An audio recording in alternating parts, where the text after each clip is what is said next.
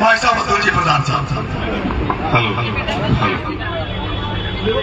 ये ये वाला इसके इको डबल आवाज आ रही।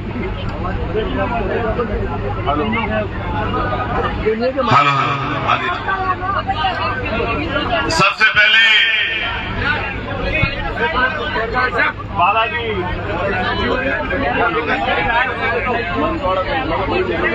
बैटरी डाउन हो गई। चल रहा है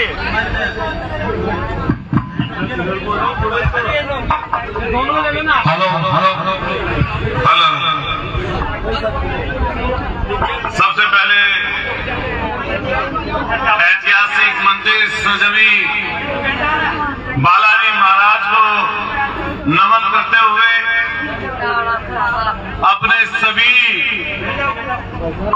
गुरुओं को संतों को नमन करते हुए बाबा साहब भीमराव अम्बेडकर जी को श्रद्धा सुमन अर्पित करते हुए और आज भगत सिंह जी की मूर्ति लेकर जो चले हैं, भगत सिंह जी के स्वरूप में ही हमारे साथी आपके चहेते संघर्षों के प्रतीक, सामाजिक न्याय और समरसता की पहचान ऐसे हमारे भाई नरेश मीणा जी को आप सब की तरफ से आश्वस्त करते हुए नरेश भाई ने भी कुछ दिन पहले सूचना दी कि एक जन क्रांति यात्रा हम लोग झालावाड़ से शुरू करने वाले हैं। मैंने भी इनका कुछ दिन से और पुराने समय से संघर्ष देखा है। उस संघर्ष को देखते हुए मैं भी लगभग 800 किलोमीटर दूर से चलकर इस यात्रा का हिस्सा बनने आया हूं। मैं यहाँ पर हमारे बुजुर्ग, हमारे माननीय मंत्री जी सादगी और ईमानदारी की पहचान, जैसा हमारे नरेश भाई ने बताया, हमारे साथी बड़े भाई राजेंद्र गुड़ा जी पूर्व मंत्री और जितनी भी इनके साथी हैं जो इस पूरी यात्रा में सहयोग कर रहे हैं, हम सबका धन्यवाद और सबको साधुवाद देते हैं। लेकिन इन सब में अगर सबसे ज्यादा अहम कोई है, भाई इसकी डबल हो रही आवाज, आगे साउंड वाले, अरे साउंड हमेशा अच्छा होना चाहिए।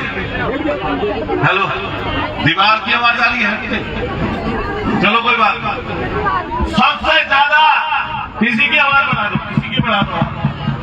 अगर सबसे ज्यादा अहम कोई है, फिर रुक जाओ माता मैंने, रुक जाओ, क्यों खड़े कर दिया? अरे ठीक है, सबसे ज्यादा अहम कोई अगर है तो वो आप लोग हो।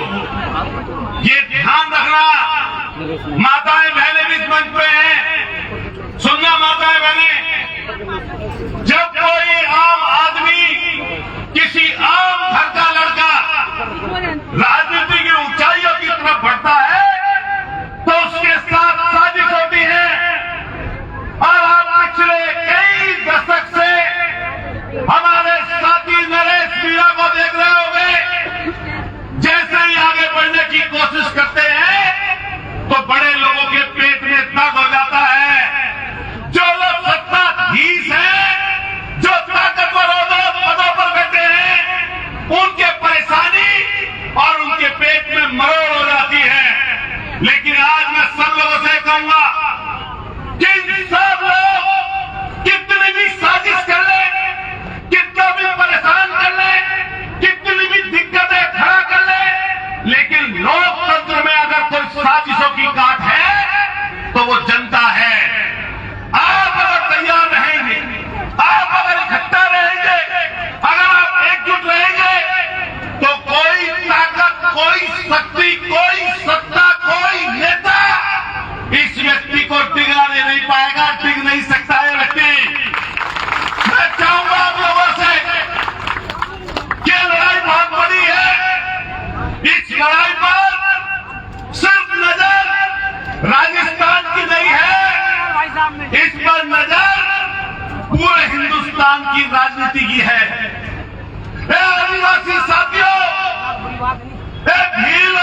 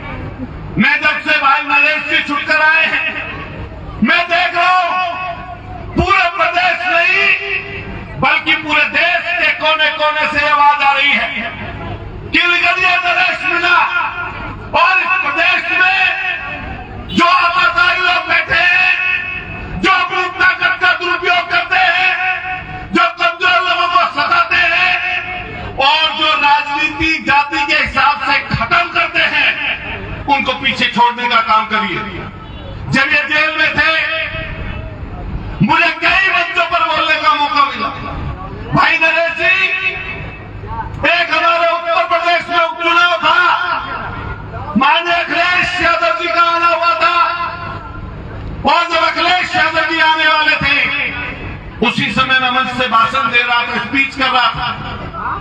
एकाएक वहां पर भी उपचुनाव था, भाई नरेश का भी उपचुनाव था।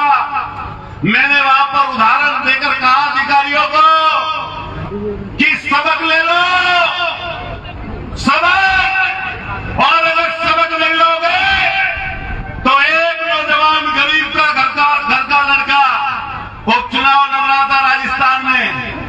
एक उप जिलाधिकारी एसडीएम ने बदतमीजी करने की कोशिश की थी, ऐसा जोरदार झल्लाटेदार चाटा पड़ा था मुंह पर, पूरे देश के कोने कोने तक सुनाई पड़ा था। इसलिए मैंने यूपी में कहकर बताया, वो हमारे मीणा और भील समाज के लोगों में बात पहुंची। और जैसे जैसे मैं राजस्थान के अलग अलग जगहों पर मीटिंगों पर पहुंचा, अपने पूरे समाज के लोगों में पहुंचा, तो मैंने हर जगह हर मौके पर यह बात कही कि हमारे समाज के बीच में से भी जिस तरह कर्नल करोड़ी सिंह बैसला ने आंदोलन करके अपनी लड़ाई को सबल बनाया, इसी तरीके से हमारे नरेश मीणा न केवल मीणाओं के बल्कि दबे कुचले लाचार शोषित वंचित पीड़ित और कमजोर की संविधान को बचाने की, इस आदिवासी परंपरा को, मीणा समाज को बचाने की जो आवाज को बुलंद कर रहे हैं, हम हर जगह हर मंच पर उनका सहयोग करेंगे।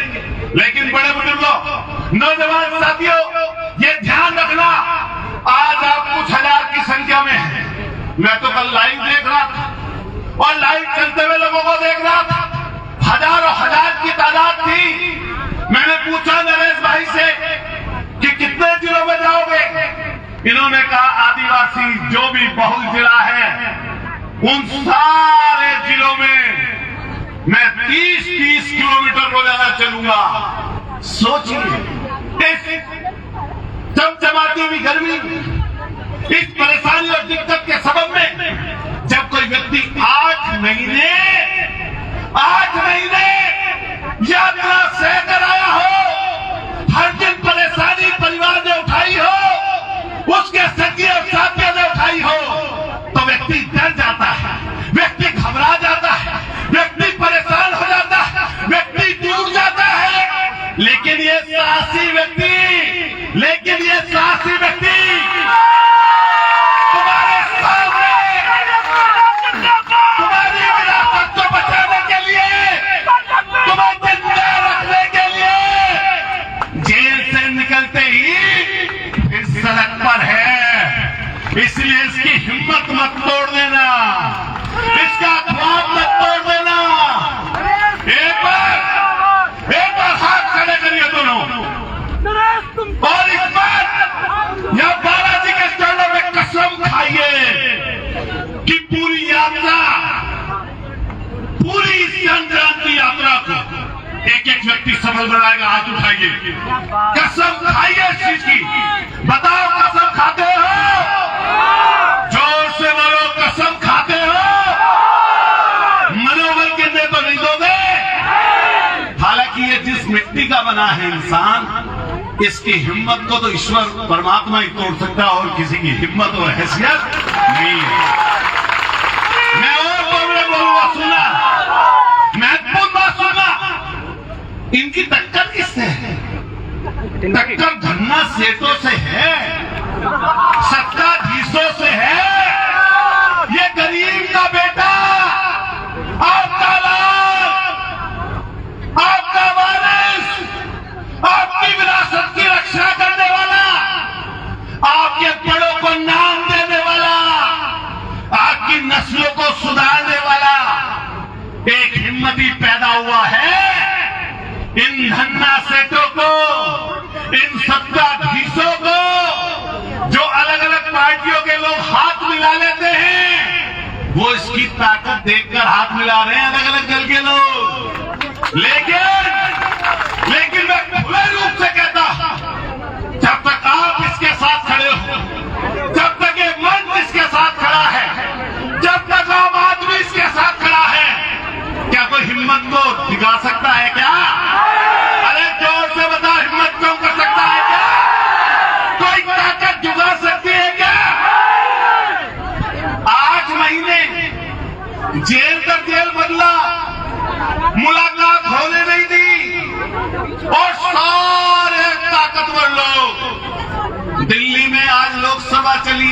भाई, उसकी जो सबसे बड़ी गद्दी पर बैठता है, कौन बैठता है? लोकसभा का अध्यक्ष। जानते हो कौन बैठता है ना? इसकी टक्कर उससे है, उससे, मामूली लोगों से नहीं है।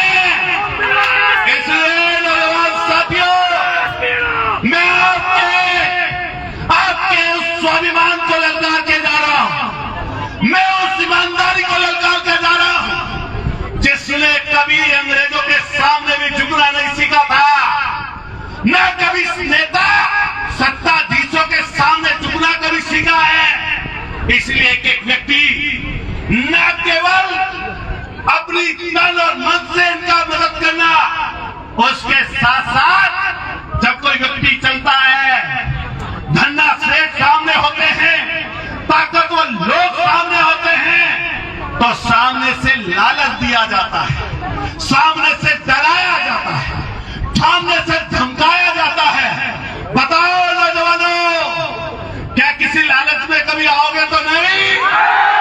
जोर से बोला, आओगे तो नहीं? कभी किसी की डराए और धमकाए में कभी आओगे तो नहीं? आपके ऊपर दामोदार है, इन्होंने पांव निकाला। अगर कोई राजेंद्र जी इन नौजवान की जगह, इस नौजवान की जगह होता तो घर में बैठ जाता, समझौता कर लेता, पैसा ले लेता और छुप जाता। लेकिन हिम्मत देखो तुम इस व्यक्ति की। न एनएसए से डर रहा, न गैंगस्टर से डर रहा, न गुंडा एक्ट से डर रहा, न सरकार के जुल्म सितम से डर रहा, और न इन बैठे हुए धन्ना सेठों से डर रहा। तो बताओ, ऐलान होता है इस बात का नहीं? अरे दोनों हाथ उठा, दोनों हाथ ताली बजा, जो इसे ताकत का आयात करा। ये ध्यान रखना, जो हिम्मती लोग होते हैं, हिम्मती लोग 1000 पर एक ही भारी पड़ता है। अब हिम्मती लोगों, इस हिम्मत को दाद देना, इसके साथ खड़े रहना। मैं तो उत्तर प्रदेश के 800 किलोमीटर दूर चलकर इसकी हिम्मत की सराहना करने आया। मैं समाजवादी पार्टी का कार्यकर्ता हूं। हमारे अखिलेश यादव जी समाजवादी पार्टी के नेता हैं, लेकिन उन्होंने हमेशा एक बात हमें सिखाई कि जहां भी दबे कुचले, लाचार, शोषित, वंचित, पीड़ित लोगों की बात आए, उनके साथ खड़े हो जाना। इसीलिए मैं 800 किलोमीटर दूर से चलकर इस भाई का समर्थन करने आया हूं। मेरी कोई यहाँ पर राजनीतिक इच्छा नहीं है। मैं ये भी चाहता हूं, मैं आज चलता हुआ आ रहा था भाई कोटा से, राजेंद्र जी गुड़ा जी, तो एक ट्रक पर लिख रहा था गुजर मीना की यारी। मैंने ट्रक पर लिखा देखा, चाहे तो वीडियो दिखा दूंगा अभी, कहां गए हमारे लोग ऐसी। मैंने कहा तुरंत वीडियो बना लो। आप तो ऐसे संगम में हम जा रहे हैं कि जहां पर गुजर और मीनाओं का संगम होने जा रहा है। ये चल रहा था ट्रक, इसके आगे देखना, अभी इसके आगे लिखा हुआ है, देखो ये रहा, इस गाड़ी पे, ट्रक पे, गुजर मीना की यारी। तो हम लोग तो अपने संबंधों को प्रगाढ़ करने आए हैं। बताओ रहन सहन एक जैसा है या नहीं? बताओ पहनावा एक जैसा है या नहीं? बताओ खेती क्यारी का काम एक जैसा है या नहीं? बताओ सदियों से, सालों से इकट्ठा रहते हुए आए या नहीं? छोटी मोटी दरार लोगों ने करने की कोशिश की, लेकिन वो दरार नहीं पड़ेगी। और मैंने तो नरेश भाई से कहा, आपके पास ताकत है, आपके पास जुनून है, आपके पास देशभक्ति की आपकी विरासत है, आपके पुरखों का आपके पास लेगेसी है। इसलिए इस ताकत से हर गरीब को हौसला देना, हर कमजोर की ताकत बनना, जातियों को जोड़ने का काम करना, समाज के दबे कुचले, शोषित और वंचित, पीड़ित और कमजोर लोगों को अपनी आवाज से, अपनी ताकत से हौसला देने का काम करना। और मैं वादा करके जाता, जितनी बार भी, जिस जगह पर भी भाई नरेश मीणा आवाज देंगे, तो ये गुजर का बेटा, आपका भाई, आपका साथी, हर समाज का व्यक्ति को जोड़ के चलने वाला आपके साथ खड़ा नजर आएगा। और मैं कोशिश करूंगा कि जातियां इकट्ठी हो और आतताइयों के खिलाफ लड़े। कई बार परेशान मत होना, अपनी जात के लोग भी कई बार परेशान हो जाते हैं, 1-2 लोग हो जाते नहीं हो जाते। जब कोई व्यक्ति बढ़ता है तो कई पीड़ा और कष्ट हो जाता है कहीं। देखो अमरपट्टा तो कोई लेके आया नहीं। अमरपट्टा जानते हो? अमरपट्टे का मतलब है कि अमर हो जाना। जो पैदा हुआ है उसका मरना सिद्ध है नहीं, तो मरना सबको है। लेकिन मैंने आज किसी से सुना, एक कसाना था मेरे साथ, लड़का भी शायद ही उन्होंने मुझसे कहा कि नरेश मीना का जुनून क्या है। इन्होंने एक बात बहुत बड़ी कही, मैं दिल को लगने वाली बताने जा रहा हूं। इन्होंने कहा जिंदा रहते कुछ हो ना हो, लेकिन अगर जब मैं ना रहा हूं तो मेरे मरने में समाज के सब लोग इकट्ठा हों, करोड़ों लोग इकट्ठा हों, ये मेरी इच्छा है। बताओ ऐसा कुछ सोचता है? बताओ जवानी में कुछ सोचता है ऐसा? ऐसा सोचने वाले बड़ी हिम्मती है कि समाज में बस मेरा नाम ये रहे कि मैं मेहनत करने वाला, समाज के लिए लड़ने वाला, समाज को इकट्ठा करने वाला, समाज को इकट्ठा करने वाला। और पूरी स्टोरी अगर इनकी पढ़ोगे, देखोगे, समझोगे, जानोगे और परखोगे तो आपको ये नजर आएगा, आंखों के आंसू रुकने नहीं पाएंगे। क्या तांडव किया पुलिस ने उस गांव में? क्या छुपा हुआ है किसी से? क्या छुपा हुआ है किसी से? दबाने की, कुचलने की, रोकने की भरसक प्रयास किया, लेकिन भाई का खून क्रांतिकारी है। भगत सिंह जी की तस्वीर लेके चले हैं। और मैं तो देख रहा था, मैं तो जुड़ाव में चला वहां से यहां तक। एक कसम खाई नरेश भाई ने कि नंगे पैर चलूंगा। दिखाना तस्वीर। जब मैंने आपका बोर्ड देखा तो तुम तो जेल चले गए। लड़कों ने क्या किया, गांव में तुम्हारी फोटो और भगत सिंह जी की फोटो, और लिख दिया गांव कि नरेश मीना की नरेश भाई का गांव। नहीं लिखा तो बताओ। ये ऐसा करने के लिए, हाँ ऐसा करने के लिए समझो लोग अपने पूरा जीवन लगा देते, तब भी ऐसी सम्मान नहीं मिलता। मैं एक चीज और लास्ट कहते हुए अपनी बात समाप्त करूंगा कि आप सब लोग जहां इनके साथ तन और मन से खड़े हो, जब गरीब जनता, आम आदमी जुड़ जाता है तो आर्थिक सहयोग से भी पीछे मत हटना। कोई फैक्ट्री तो नहीं भाई की? बताओ जोर से बताओ, फैक्ट्री है क्या? कोई कारखाना है क्या? कोई उद्योगपति है क्या? बस क्या है? आपका बेटा, आपका भाई। इसलिए जो मंच भी लोग बैठे सामने खड़े और जो आगे खड़े हुए, हाथ उठा के बताओ, कोई गाड़ी घोड़े की कमी पड़ने दोगे क्या? कोई पैसे देने से मजबूत कर दोगे? नहीं कर दोगे। हमने नरेश भाई से कहा, मुकुल भाई बैठे हैं, विकास भाटी हमारे आए, नोएडा से लोकेश खड़े, राजेंद्र गुड़ा जी अभी बोलेंगे। हमने ये कहा कि जब अपना आखिर करो जयपुर में, हमें भी सूचना दे देना। 20-50 लाख रुपए भी खर्च करने पड़ेंगे तुम्हारी रैली के लिए, हम करेंगे। सही बात है नहीं? लेकिन पीछे मत हटना, इस लड़ाई को आगे बढ़ाना। हम आपके साथ खड़े हैं। और मैं भी छात्र राजनीति से निकल के आया हूँ, परेशानी दिक्कत झेल के आया हूँ। 2 बार चुनाव मिलने का मैं भी आ रहा हूँ, 3री बार में जीता हूँ। लेकिन ये हार और जीत अलग बात, लेकिन नेता बनना अलग बात। विधायक सांसद बहुत बन जाते हैं, मंत्री बहुत बन जाते हैं, लेकिन नेता सब नहीं बन जाते। आज नरेश मीना क्या है? जोर से बताओ, चिल्ला के बताओ, जुनून से बताओ। वो तो बोलो नेता, स्वाभिमान से बोलो क्या है? आपका बेटा भी और आपका बहुत शुक्रिया, बहुत धन्यवाद। मैं अपनी तरफ से फिर सब साथियों को ढेर सारी शुभकामनाएं देता हूं। हमारी माताएं बहनें भी इतनी बड़ी संख्या में यहाँ पर आई हैं, मैं आपका भी शुक्रिया अदा करता हूं। आप सब लोगों का बहुत शुक्रिया। जोर से बोलिए भारत माता की, जोर से बोलिए इंकलाब, जोर से बोलिए हिम्मत का इंकलाब, मुट्ठी बंद करो, जोर से बोलो इंकलाब, इंकलाब। बहुत धन्यवाद, शुक्रिया। मैं समझ पा रहा हूँ पीछे के लोग छांव ढूंढ रहे हैं, गर्मी भयंकर पड़ रही है, सारे लोग प्यासे भी हैं और भूखे भी हैं। इसलिए मैं आज कोई भाषण नहीं दूंगा। अब मैं आदरणीय भाई साहब राजेंद्र जी गुड़ा साहब को बुलाऊंगा और उसके बाद आदरणीय भरत सिंह जी कुंदनपुर साहब का हमें सबका मार्गदर्शन मिलेगा। भाई साहब राजेंद्र जी गुड़ा साहब।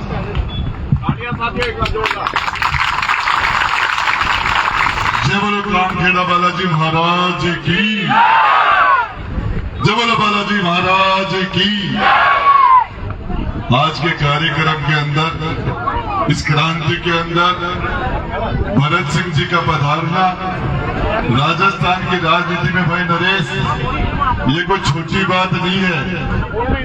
पूरा राजस्थान देख रहा है कि भरत सिंह जी जैसे संजीदा ईमानदार आदमी जब आपको आशीर्वाद देने के लिए आ गए, तो ये मान लेना कि जहां भी ये ईमानदारी जिंदी है, जहां भी सिद्धांत की राजनीति जिंदी है, जो भी सिद्धांत और प्रिंसिपल की बातें करते हैं, वो आज इनसे बड़ा कोई आपके लिए आशीर्वाद नहीं हो सकता। और ये यहाँ से विधायक भी रहे हैं, और आपका आना, आपका स्वास्थ्य ठीक नहीं है, उसके बावजूद आपसे चलने फिरने में दिक्कत होती है, फिर भी ये 2 घंटे 3 घंटे पहले आ गए थे। ये बहुत बड़ी बात है भाई। अतुल जी का उत्तर प्रदेश से 800 किलोमीटर से आना, आप सारे लोगों का इतनी गर्मी के अंदर, इतनी धूप के अंदर, ये बता रहा है कि आपका जज्बा क्या है। और ये पूछने की जरूरत नहीं, तो आपके चेहरे पर पसीने की जो बूंदे हैं, ये आपको कहानी बता रही है कि स्थिति ये है। मैं 2-3 नारे लगाऊंगा, ज्यादा लंबा समय नहीं लूंगा। भरत सिंह जी ज्यादा नहीं बोलेंगे, आपकी यात्रा करनी है। मैं बोलूंगा, नरेश बिना तुम संघर्ष करो, नरेश तुम संघर्ष करो, नरेश तुम आगे बढ़ो, नरेश तुम आगे बढ़ो। धूप हो चाहे बारिश हो, मैं आपको बताना चाह रहा हूं, ये एक ऐसी मिसाल कायम होगी कि इसके अंदर जब आपके भाई नरेश ने चुनाव लड़ा था, आपके भाई टोडा से, उसी टाइम में आपका भाई राजेंद्र गुड्डा भी झुंझुनू से वही उपचुनाव लड़ रहा था। 60,000 वोट मैंने भी लिए थे। और जिस सरकार ने, सरकार की मशीनरी का दुरुपयोग करके गलत तरीके से नरेश मीणा को हराया गया, वो भी चोट खा के मैं भी आया हूं, मुझे भी गलत तरीके से हराया गया था। आपको बताना चाह रहा हूं। और इसके बाद में नरेश मीणा जो 8 महीने की जो यात्राएं सबके साथियों के हाथ तोड़ दिए, पांव तोड़ दिए, गांव को वीरान कर दिया, महिलाओं के साथ, बच्चों के साथ, उसका जवाब है ये, उसका जवाब है कि भरत सिंह जी का यहाँ आना, अतुल जी का यहाँ आना, आप सारे लोगों का धूप में आना, माता और बहनों का इतनी बड़ी तादाद में आके आशीर्वाद देना, इसके पीछे एक संदेश है। और वो संदेश यह है कि भविष्य के अंदर किसी नरेश मीणा पर दोबारा हाथ डाला, कोई किसी और नरेश मीणा के ऊपर, क्रांति करने वाले पर, सच्चाई पर, ईमानदारी से लड़ने वाले पर हाथ डाला, तो लोग मिसाल देंगे, पर वो नरेश मीणा ने जो किया था वैसा हाल कर देगा। आने वाली सरकारें किसी पर हाथ डालने से पहले 100 बार सोचेंगी, 100 बार सोचेंगी। किसी नौजवान को नाजायज गलत तरीके से जेल में डालने से पहले सरकारें, शासन और प्रशासन बार बार सोचेगा कि एक नरेश नाम के नौजवान के साथ इस तरीके से किया था, पूरी हाडोती में नहीं। अतुल जी, मैं भी 800 किलोमीटर कम से नहीं आया हूँ, किलोमीटर हमारे भी उतने ही बढ़ जाते हैं। अब हम राजस्थान में क्या, हम तो मध्य प्रदेश के बॉर्डर पर हैं, मध्य प्रदेश का बॉर्डर है ये, राजस्थान थोड़ी है। तो ये आने वाले कोई भी यहाँ सारे के सारे लोग, मैंने मेरी जिंदगी के अंदर जयपुर से लेके कल बारात तक और यहाँ तक इनके गांव तक जिस तरह का जन सैलाब, 400 किलोमीटर तक नौजवानों को जिस जज्बे के साथ, माता और बहनों का जो आशीर्वाद, बुजुर्गों का लाड प्यार, मैंने मेरी जिंदगी में ऐसा जुनून और जोश और ऐसे जज्बात नहीं देखे। मैं भरत सिंह जी के पास बैठा था, भरत सिंह जी ने कहा कि हाडोती में ये यार कोई भी आदमी इस व्यवस्था के खिलाफ निकल जाएगा, पूरी जनता उसके पीछे लग जाएगी और व्यवस्था को परिवर्तन कर देगी। बताना चाह रहा हूं, मैंने पहले भी कहा था, चाणक्य ने कहा था, जब राजा व्यापारी हो जाएगा तो जनता भिखारी हो जाएगी। और आपके हाडोती के नहीं, आज सारे के सारे ए से लेके जेठ तक राजा है, वो व्यापारी हो गए हैं और जनता को भिखारी बना के छोड़ दिया है। कोई सच्चाई का बोलता तो उसके साथ जुल्म और सितम किए जाते हैं। आज की तारीख घटनाएं हो रही है। एक क्रांतिकारी भगत सिंह की मिसाल लेके यहाँ खड़ा है और ईमानदारी अपने आखिरी सांस ले रही है। ये राजस्थान में, हिंदुस्तान में ईमानदारी आखिरी सांस ले रही है। इस व्यवस्था के अंदर, सिस्टम के अंदर आखिरी सांस। जिस तरीके से भीष्म जी मृत्यु शैया पर बाणों के ऊपर लेटे थे, आज स्थिति वही भगत सिंह जी की आपको आशीर्वाद देने के लिए आया है। ये ईमानदारी, ये सिद्धांत आपको सपोर्ट करने के लिए आया है। अपनी आने वाली भाई पीढ़ी के रूप में अपनी विरासत सौंपने के लिए है कि आप आगे बढ़ो और जनता के साथ न्याय करो। और हम इस झंडी को लेके यहाँ तक आगे आप लड़ाई लड़ो और सच्चाई के खिलाफ। क्या बात करते हो? किस तरीके से लोग हजार हैं। कल बता रहे थे प्रमोद जैन भैया 70,000 करोड़ रुपए की लूट कर गया।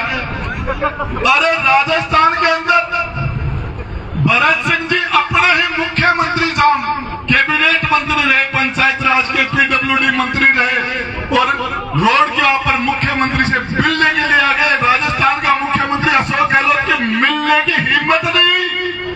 रोड से जाना था 12 से कोटा में बड़ा आयोजन था।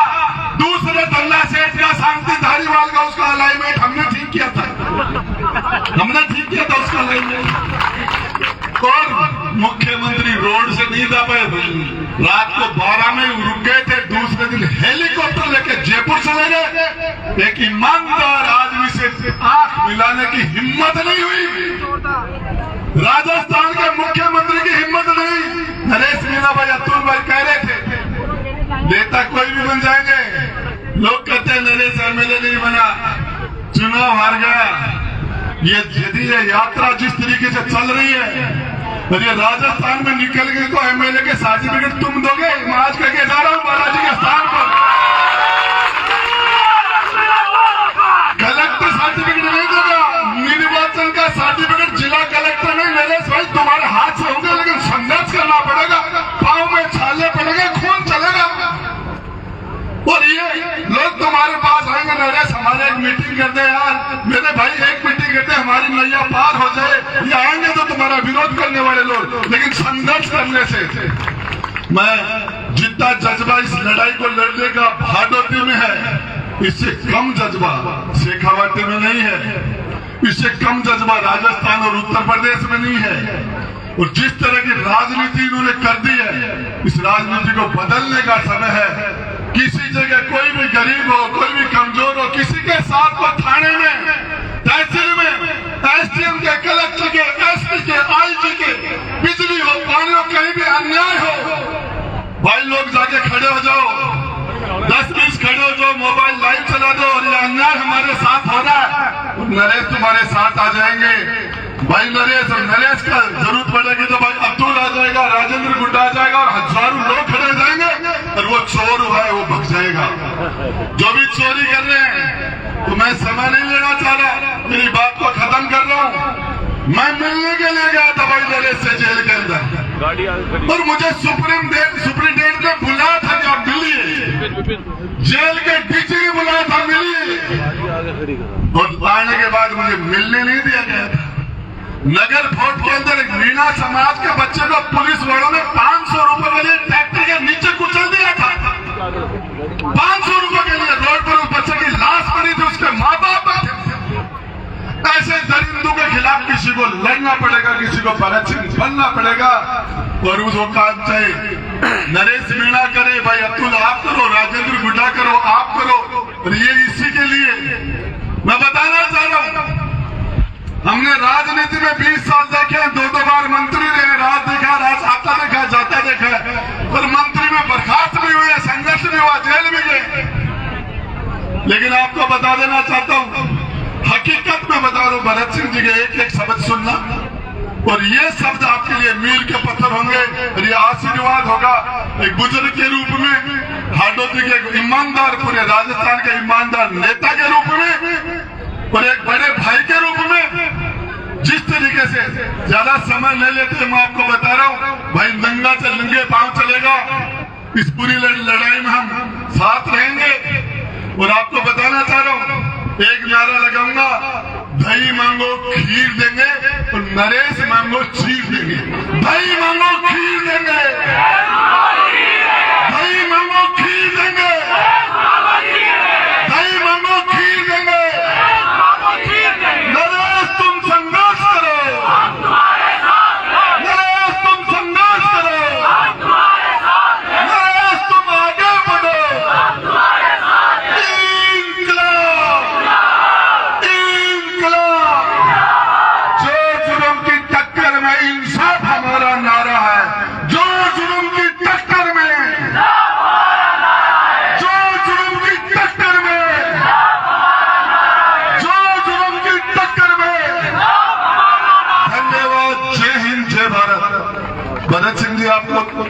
अपने आशीर्वचन कहेंगे।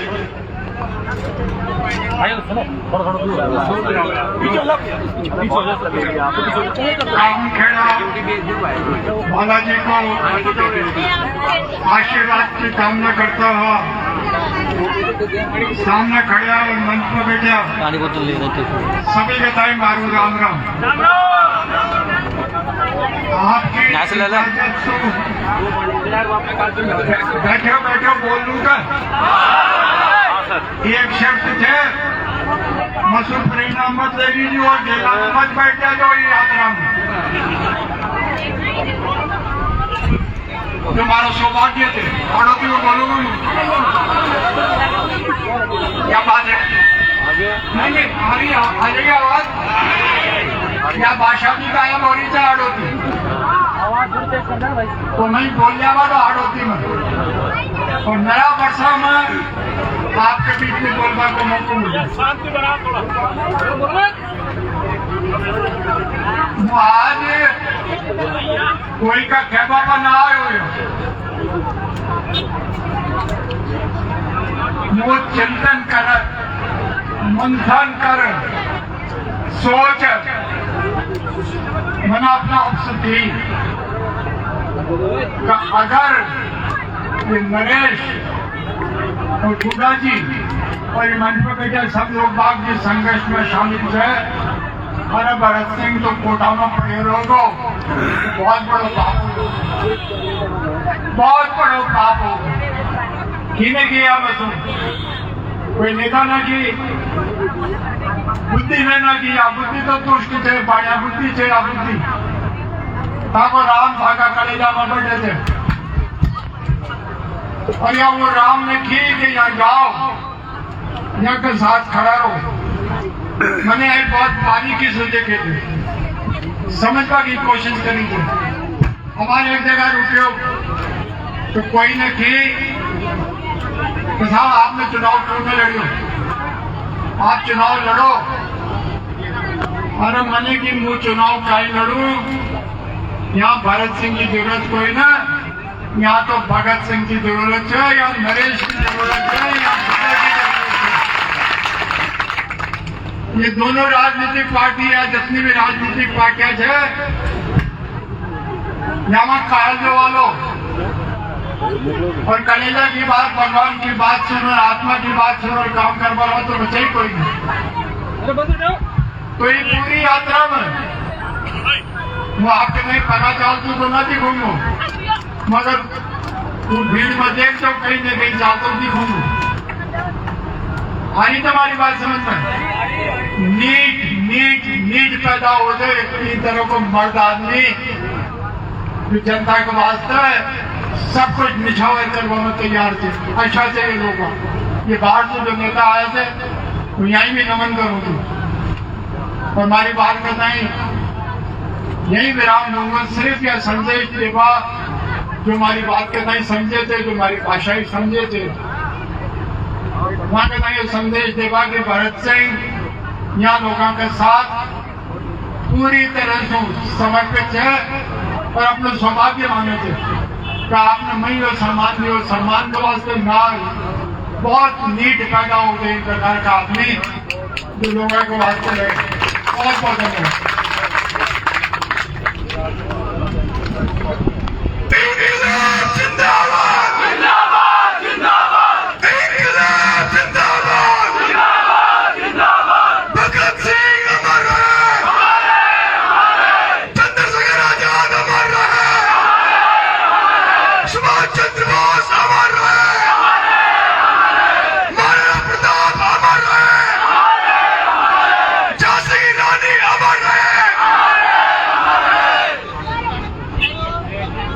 इस मंच का और इस रैली का सारांश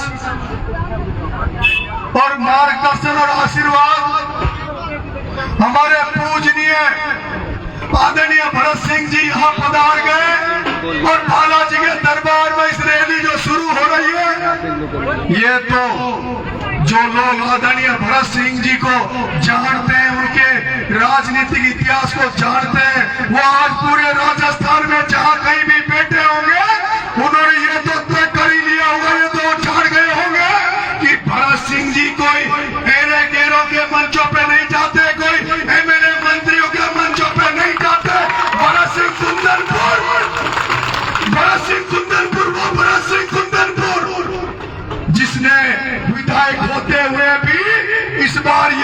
दिया था कि अशोक गहलोत, अगर आपने भ्रष्टाचारी इस प्रमोद जैन भ्रष्ट मंत्री को नहीं हटाया तो आगे भरत सिंह विधानसभा का चुनाव नहीं लड़ेगा। आज के युग में अगर ऐसा व्यक्ति जिसने अपने इच्छा से टिकट को ठुकरा दिया, विधायक के पद को ठुकरा दिया, अरे मैं जेल में था, मेरे लिए बहुत लोगों ने वक्तव्य जारी किए, भाई साहब अतुल जी प्रधान जी ने भी किया, भाई साहब राजेंद्र जी गुड़ा भी मिलने आए, बहुत सारे नेताओं ने आशीर्वाद दिया,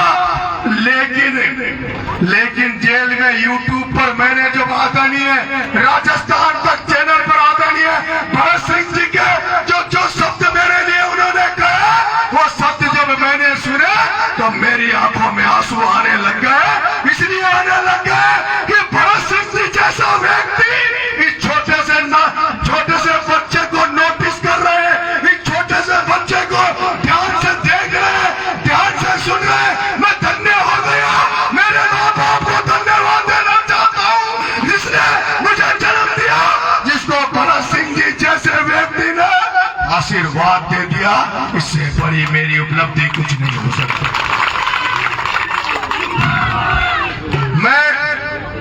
मैं ज्यादा भाषण नहीं दूंगा, मैं सिर्फ 3 मुद्दों की बात करके आपकी बात समाप्त कर रहा हूँ। ये जो रैली में राजस्थान में निकाल रहा हूँ, ये कोई सियासी रैली नहीं है, ये कोई राजनीतिक रैली नहीं है, ये भ्रष्ट सिस्टम को, भ्रष्टाचार को खत्म करने के लिए रैली है। ये जो मिलावटखोरी का जो दौर चल रहा है, मिठाई लेते हैं तो पता नहीं उसमें कौन सा जहर मिला हुआ है, फल फ्रूट खाते हैं तो पता नहीं कौन सा जहर मिला हुआ है। अरे जिस भी चीज को खाओ, ग्रहण करो, उसमें सब में केमिकल है, जहर है। और यही कारण है, आपने देखा होगा आपके गांव में, घरों में हर दिन कैंसर फैल रहा है, कैंसर से लोग मर रहे हैं, हार्ट अटैक से नए बच्चे मर रहे हैं, युवा मर रहे हैं, किसान मर रहे हैं, मेरी माँ हार्ट अटैक से मर रही है। कैंसर गाँव में फैल रहा है। उस मिलावट के खिलाफ सख्त कानून बनवाने के लिए, आजीवन कारावास का प्रावधान कराने के लिए मैं यात्रा निकाल रहा हूँ। ये यात्रा राजस्थान के किसानों के लिए, राजस्थान के नौजवानों के उद्धार के लिए ये यात्रा निकाल रहा हूँ। 11 सूत्रीय मांगों को लेकर मैं यात्रा निकाल रहा हूँ। मेरे सारे सीनियर मंत्री एमएलए आदरणीय भरत सिंह जी जब सारी बात कह चुके हैं, मेरा बोलने का कोई फर्ज नहीं बनता। मैं तो नंगे पैर यहाँ से पैदल जाऊंगा, चाहे छाले हो जाए, चाहे पांव टूट कर लटक जाए, अरे पांव तो क्या सीने की चमड़ी भी नहीं रहे, तब भी मैं यात्रा को, जब तक मेरी यात्रा का मकसद पूरा नहीं हो जाएगा तब तक मैं यात्रा को रोकने वाला नहीं हूँ। लेकिन ये यात्रा को सफल बनाने के लिए कहीं ना कहीं इस राजस्थान की जनता की भी जिम्मेदारी बनती है, उन लोगों की जिम्मेदारी बनती है जिन्होंने भगत सिंह को पढ़ा है, जिन्होंने महाराणा प्रताप के त्याग बलिदान को देखा है, जिन्होंने झांसी की रानी के त्याग बलिदान को देखा है। अरे वो महान पुरुष, वो भगत सिंह जो 23 साल की उम्र में फांसी के फंदे में इसलिए झूल गया कि उसको देश को आजाद कराना था। महाराणा प्रताप जिसने सब राजपाट सबको छोड़ दिया, लेकिन अधीनता स्वीकार नहीं की। झांसी की रानी के पास सब कुछ था, लेकिन देश की आजादी के लिए अपने आप को प्राणों का न्योछावर कर दिया। मेरे पास तो क्या है? लोग कहते हैं कि नरेश तेरा ये हो जाएगा, अरे मेरे पास है क्या? थोड़ी सी जमीन जायदाद है, एक पेट्रोल पंप है और कुछ नहीं है। ये नेताओं की ज्यादा चलेगी, पंप को बंद करा देंगे, जमीन को भी तो छीन नहीं सकते। लेकिन ऐसा ही राज चलता रहा तो मुझे लगता है मेरी जमीन तो क्या, तुम्हारे किसानों की जमीनों को ये नेता छोड़ेंगे नहीं, ये नेता छोड़ेंगे नहीं। इसलिए क्रांति लाने की जरूरत है। हर डिपार्टमेंट में, हर जगह भ्रष्टाचार फैला हुआ है, उस भ्रष्टाचार को खत्म करने की जरूरत है। हम अभी यात्रा की शुरुआत करेंगे। मेरा आपसे आग्रह, आगे जो मेरी माता बहने आई है इस यात्रा को आशीर्वाद देने, आगे मेरे साथ चलेगी। आप सब लोग पीछे चलेंगे। यहाँ से हम लोग हरनाव तो सीधा चलेगी, क्लियर होकर चले?